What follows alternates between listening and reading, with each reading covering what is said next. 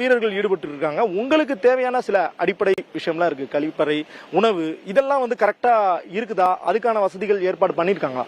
I can't understand what you say. இல்ல, இப்போ நீங்க இங்க ராணுவ வீரர்கள் ஃபுட்டு அடுத்து தங்குறதுக்கு ஓகே ஓகே நாங்கள் சார் அது பார்க்கறதுக்கு நம்ம டைம் இல்லை. என்ன கிடைக்கும் சாப்பிடும். ஆனால் ஃபர்ஸ்ட் அப் பண்ண வேலை இங்கே அந்த மாதிரி ஹெவி ப்ராப்ளம் நடந்துட்டு இருக்குது. அதனால ஃபர்ஸ்ட் அப் பண்ணுவோம் வேலை, அதுக்கப்புறம் சாப்பாடு ஒன்று நம்ம பார்க்கணும் கிடையாது. இப்போ பசங்களெல்லாம் நல்லா கண்டினியூ வேலை தான் பார்த்துட்டு இருக்குது. ஒரு நேற்றுக்கு நைட்டு ஃபுல்லாக வேலை தான். ஒரு கொஞ்சம் டைம் கூட அவங்க உட்காரில் வெயிட் பண்ணல எதுவும் இல்லை. எல்லாம் நல்ல நல்ல பசங்களும் இன்ஜினியர்ஸ் பசங்களும் அவங்களெல்லாம் கண்டினியூ வேலை பார்க்குறாரு. ஆஃபீஸர்ஸ் இருக்குது, 2-3 ஆஃபீஸர்ஸ் இருக்குது, 4 ஆஃபீஸர்ஸ் இருக்குது, ஜெசூஸ் இருக்குது. எல்லாருமே நல்ல ரீதியில் வேலை பார்க்க என்னால் இந்த மாதிரி முடியுது. இனி முடியல, கிளைமேட் கூட ரொம்ப மோசமாக இருக்குது. அப்போ கூட நம்ம எல்லாம் செய்துட்டு இருக்குது. Okay, thank you sir. தேங்க்யூ. 16 மணி நேரத்தில் ஒரு மிகப்பெரிய சாதனை இந்திய ராணுவம். என்னது வாங்க பார்க்கலாம். வணக்கம் நண்பர்களே. வயநாடு நிலச்சரிவு சம்பவம் அப்படிங்கிறது இந்தியாவிலேயே ஒரு மிகப்பெரிய ஒரு சோகமான துர்க்கமான சம்பவம்.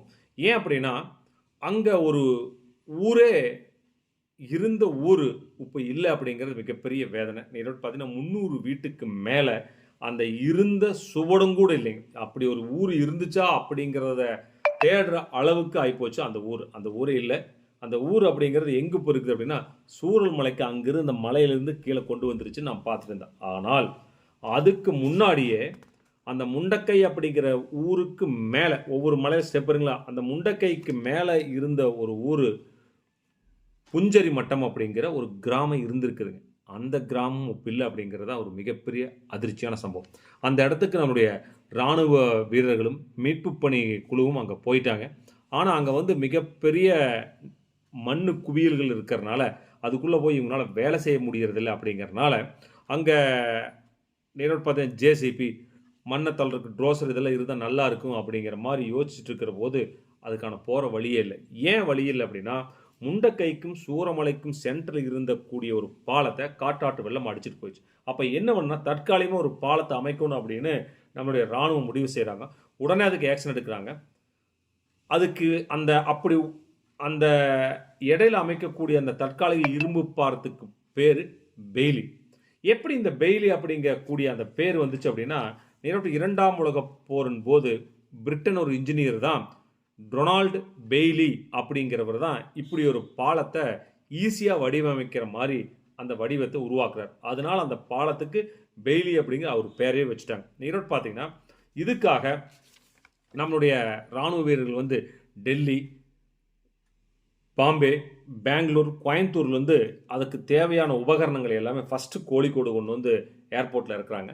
அந்த ஏர்போர்ட்டில் இருந்து அதை வந்து 17 ட்ரக்கில் இராணுவ ட்ரக்குகளை அதை ஏற்றிட்டு வயநாடு கொண்டு வராங்க. வயநாடு கொண்டு வந்தோன்னே 250 இராணுவ வீரர்கள் நேரோடு பார்த்தீங்கன்னா 16 மணி நேரத்துலேங்க 190 அடி நீளம்ங்க. 190 அடி நீளம், 24 டன் வெயிட் அந்த பெய்லி அப்படிங்கிற அந்த பாலத்தை கட்டி முடிக்கிறாங்க. ஆனால் ஏன் இவ்வளோ டைம் ஆச்சு அப்படின்னு ஒரு இராணுவ அதிகாரி சொல்கிறாருன்னா, மண் வந்து அங்கே ரொம்ப வந்து சாயில் ரொம்ப குளகுளன்னு இருக்குது, மண் வந்து கிரிப்பே இல்லை.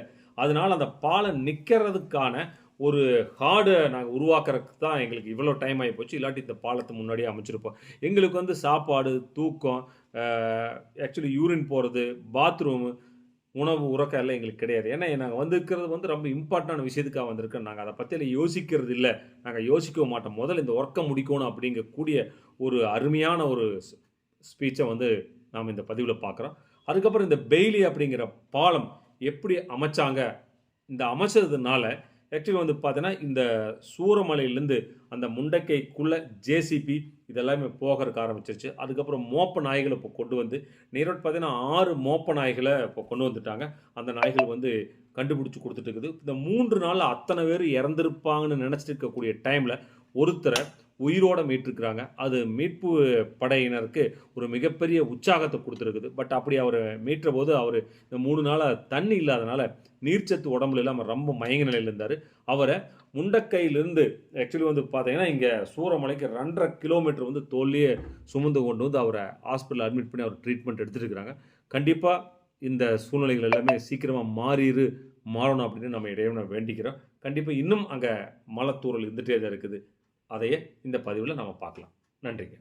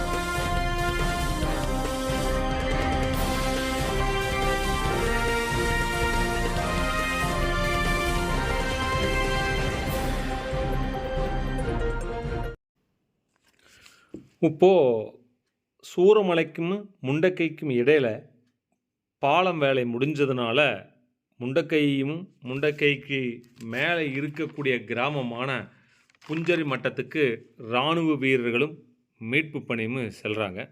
ஆக்சுவலி இந்த பாலம் அமைக்கிறக்காகவே இத்தனை நாள் காத்துட்டு இருந்தாங்க. இப்போ அதில் மோப்ப நாய்களும் கூட துணைக்கு கொண்டு வரேன். இதோடு பார்த்தீங்கன்னா 6 மோப்ப நாய்கள் இப்போ அதுக்கான வேலையில் இறங்கியிருக்கிறாங்க. அந்த மோப்ப நாய்கள் தான் அந்த பிணங்கள் இருக்கக்கூடிய இடத்த எல்லாத்துக்குமே காமிச்சு கொடுக்குதுங்க. நாம் அதைய இப்போ பார்த்துட்டு இருக்கிறோங்க.